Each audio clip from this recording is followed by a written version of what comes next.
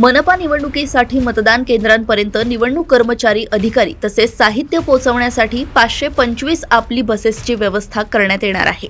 14 जानेवारी रोजी शहर बस सेवा पूर्णपणे बंद राहील, तर मतदानासाठी 15 जानेवारी रोजी सायंकाळी 5 वाजेपर्यंत मर्यादित मार्गावर 250 बस सुरू राहतील। 16 जानेवारीपासून शहर बस सेवा आपल्या नियोजित वेळापत्रकानुसार पुन्हा नियमित सुरू होईल।